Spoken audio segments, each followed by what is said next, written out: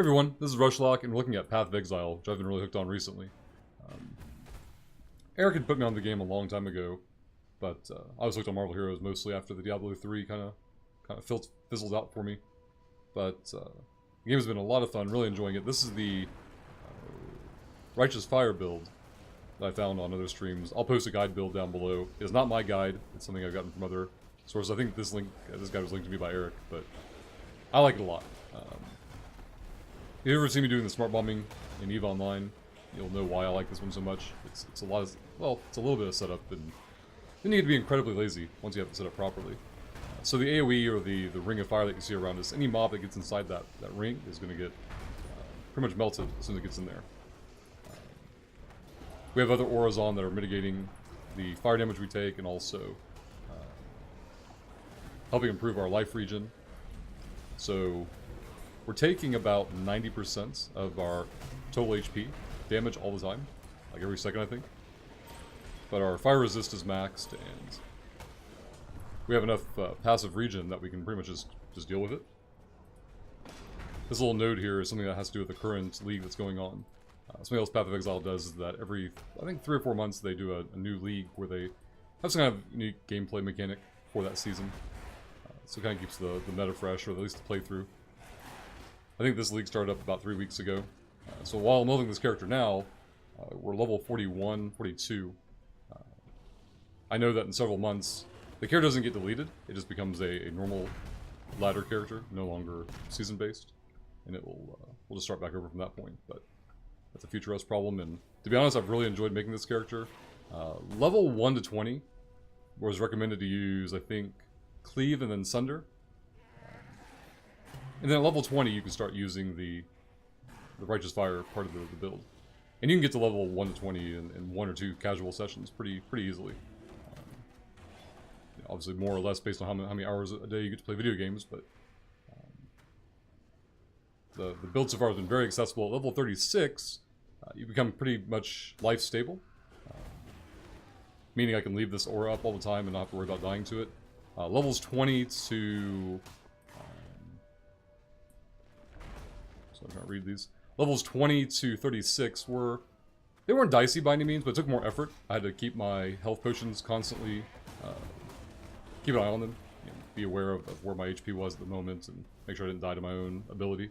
But from level 36 on, you have enough skill points to be stable with your HP. Like, I can just stand here and burn, and we're not dying to our own ability. But be aware from 20 to 36, that won't be the case.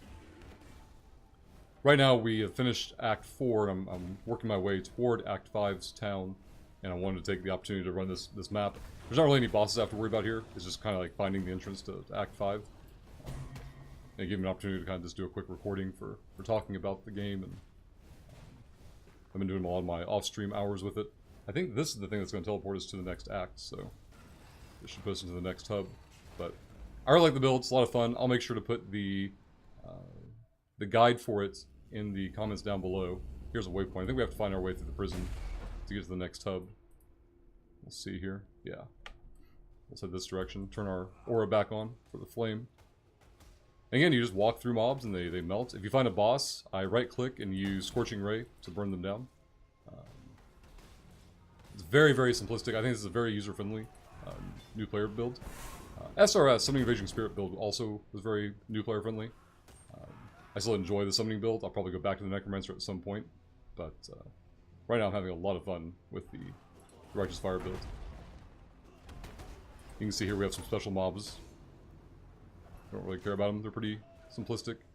If you find like a story boss, they'll of course stand up for a bit longer, but your amount of HP regen is insane in this build, so... And I'm also very low level still, so...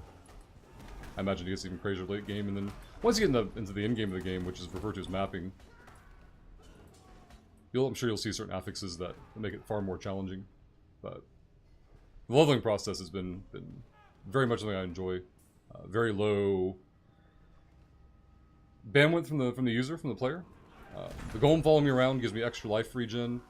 My Q key is a dash, which I can spam. The attack speed that we buff it with will make it happen faster as we gain more levels. So right now we're just kind of leveling it up. My W is something the golem that's following us around, giving us HP regen. My E is kind of like a taunt in a health regen. We get a buff for almost 2 seconds. We get endurance charges granted 1 per 100 enemies nearby. The life regen goes up by 158. Give you a kind of context for that. We're currently regening 382, so we get about an extra 30% life regen when we activate it.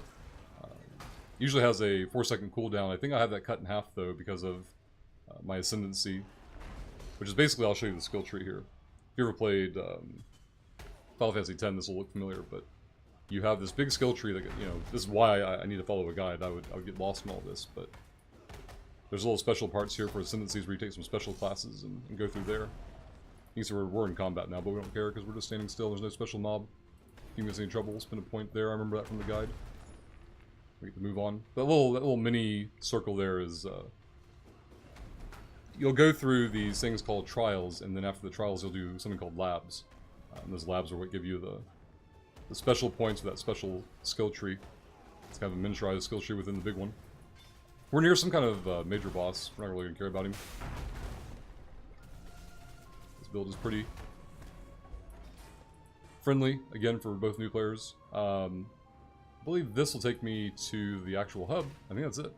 So we walked from the hub in Chapter 4, or Act 4, up to the hub in Act 5, and that's it. Now we're ready for Act 5. But I want to show you guys what I've been playing recently. Having a lot of fun with it. We have a Discord channel for it on our server. So if you want to ask questions about it, it's in the ARPG section. Just tag it Rushlock if you have questions. I'll of course post the link to this guide in the comments, or description rather, below. But if you have any questions, feel free to ask either in the comments or on Discord. I hope you guys enjoy, and we'll see you next time.